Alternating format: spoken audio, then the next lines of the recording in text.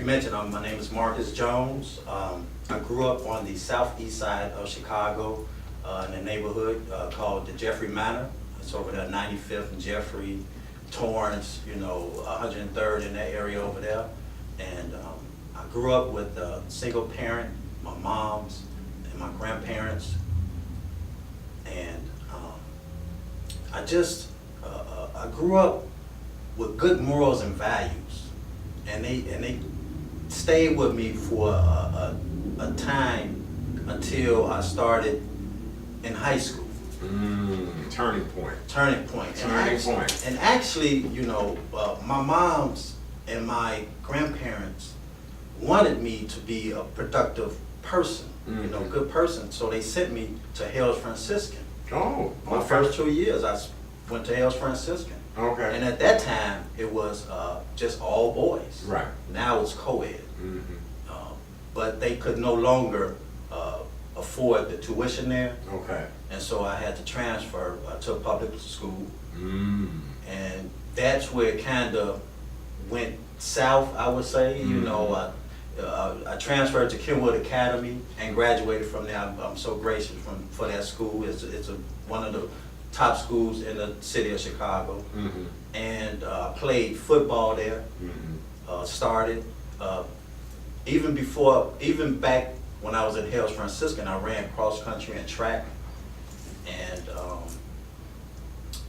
but like I mentioned, during that time, me traveling from back and forth from Kenwood to my grandparents' house where we resided at the time in the Jeffrey Manor, I would go to school and then learn and then come back home into an environment, the street life. And so there, it was decision, like every young teenager have to make. So now let's shape up, because now Marcus, the one thing about most of my guests like you, I can help with these stories, because once I know what year it was, the timeline, all of that, it makes a lot of sense. Now, when was this that you were in high school at Kenwood? What year was this? It was 88 and 89. Yeah, are you kidding me? That's when games were hot. Yes. That's when everybody, you had to decide what was you gonna do. You had to either, do this, do that. Why you going to school? That's lame, that's whack. Right. Come on now. Right. These streets got what you need. Yes. And that's how you got caught up. And how did you get caught up? And I got caught up, just the allure of the streets, coming home and seeing guys with the big rims and sounds, and back then it was the donkey chain ropes, and the gold. I was fascinated by it. I wanted to know more about it, and people in the streets, it seemed like they had everything, and I wanted to be a part of it. And so, you got out there in the streets. I got out there in the streets. What was your street life like? Well, I would say that my street life was pretty good. I learned the game. Okay, and the game being the drug game. The drug game. Okay. And, I really didn't party much. I just wanted to make money. I tell people, I actually thought that I was going to make $1 million in the streets, because I've heard of people making $1 million in the streets. Oh, absolutely. I know people have made $1 million in the streets. I tell people, you're going to have to realize, I come from the same situations, and the one reason why I never lost my life, or nobody ever made me decide on what this situation was, I was very smart. I could count money, I could read, I knew people, remembered things, and so my friends back from that period, they loved me because I was business minded at a young age and knew what to do. Right. And you're right, I knew people. Look, everybody, from Bishop to Fluky to you name it. You're right. These people lived fabulous lives compared to what us everyday regular black people were living, Yes. and it was all eye candy. So continue with your story. So while at Kenwood Academy, and Kenwood Academy was like a fashion. It's like a fashion school. Everybody there. Hyde Park. Everybody had Dooley and Burke. Louis Vuitton. The whole nine. And so my upbringing, even though my mom's tried everything in her power to get me what I wanted. the latest gear. You know, it just felt like I didn't have enough, you know? And so that's, you know, I got into selling drugs and I was making a little money out there, you know? And like I said, I had a goal, you know, and beyond that, I really didn't know what I wanted, you know, because at that same time, you know, my grandparents was pushing me to go to college. And, you know, I would have been the first sibling to go to college at that time. And the thing was, when my grandfather died in '88. Okay. I was the male figure in the house. Yes, the strong male figure in the house, and you know, my father wasn't around since I was 6 years old. He left when I was 6 years old. So, and I still haven't seen him to this day. And so when he left, when my grandfather died, I was crushed. You know, because you know I would sit next to my grandfather. You know, he would teach me things. We would sit out on the porch. I remember those times. You know, it was good times. Right. And not even a year later, my grandmother died. And that's where I was like, wow, you know, the whole backbone of the family just went down. That's right. And, you know, like I said, I had plans to go on to Jackson State College. I went down to Ada S. McKinney, you know, when it was on State Street at the time. And when they both died, it was just, my world went under. And we say that oftentimes on this show, Big Mama and Papa and all them kind of people, once the black families started to break down, and those people who were our, you know, foundations of keeping us moral and keeping us a good family and supporting each other, when that all started falling apart and the streets was starting to take over a lot of us young black men, that's when a lot of this really did fall apart. It really, really did. So Marcus, when you and I come back from break, I want to fast forward just a little bit to that tragic day, to what happened. You know, I don't want it to be too painful for you, but share as much as you can for my listening audience about that tragic day and how your life, you know, turned around. And we'll get to all that. We got plenty of time. You're doing a great job, and I really do appreciate you, because people really do need to hear this story. And so many are afraid to share their truth, and I applaud you again and again for always telling your truth and now helping other people. Thank you. You're listening to the Tuesday night edition of Real. One day, me and a buddy of mine that I grew up with, childhood friend,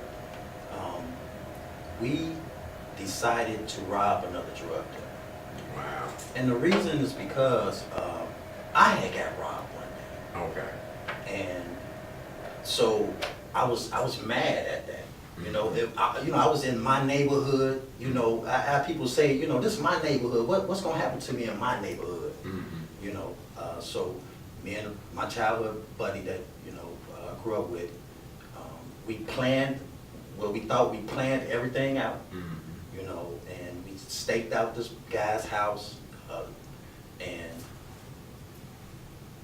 we went up to the door. And we both kicked it in, but what we didn't know was that it was steps. It was about 20 steps that we had to go up.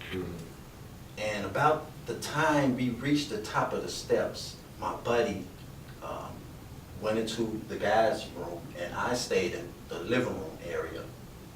And no more than, I would say, 30 seconds, my buddy came running back out saying that dude got a gun. And it was like, I didn't know, the blood just started, the adrenaline just started. And so as he exited, I exited right behind him. My buddy made it out the door, and I was halfway down the steps when I got shot twice. And didn't even know I had got shot twice because of the adrenaline. And as I was now putting myself, I'm actually just looking at this door, trying to get out this person's house, putting myself on the ground. And don't you know how you can feel somebody behind you, but you don't want to turn around? It's just a scary moment. And the guy stood over me, and told me I should kill you and shot me 2 more times. It wasn't nothing but God that got me out this house. And I'm sitting there in front of this person's house. He had slammed the door. And by this time, everybody in the neighborhood comes out. You know, they're around now. They're trying to see what's going on. And a young lady came over and asked me, was I all right? And I told her no, because she called the ambulance. Mm-hmm. The ambulance came. They put me on this board, you know, wooden board, and they put an orange brace around my neck and put me in the ambulance. Took me to Northwestern Hospital, and what I can remember is I'm fading in and out, but I knew I'm on this elevator, I'm going up, and just like, if you can imagine like an emergency room, like you're going through the hallway and they rushing you through the hallway and you go through these double doors. So you remembering all of this? You feeling you remembering everything, but going in and out. Yes. Okay. Yes. And I'm sitting there, and I go through the emergency doors, and just like on TV, they put you in this cold room and it's bright in there and it's silver, and they transfer me from that gurney to the operating table. Mm-hmm. And so I'm there, I'm laying on the operating table, and they cut up, up my shirt, because I didn't see no blood. At all? At all. I didn't. The entire time? At the entire time. But you did know that you had been shot I did 4 know times? I had been shot 4 times. And what was the feeling when you got shot? Was it burning? Was it, how did that feel? It burned. Mm-hmm. And I could smell like the gunpowder. Okay. And it just was a scary feeling. Mm-hmm. And now I'm laying on this table, and like I mentioned, they cut up my shirt, they took off my clothes, and the doctor one of the doctors told me to count down, just like in the movies, from 10. Mm-hmm. And I got that about 7, that's what I remember, and I was out. When I woke up, I had all these tubes in me. I had 34 staples from my chest down to my navel, and I was just laying there like in disbelief, Mm-hmm.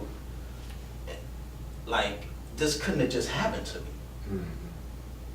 So about an hour or so later, the doctor come in, he explained the situation to me, and he told me that I'd never be able to walk again.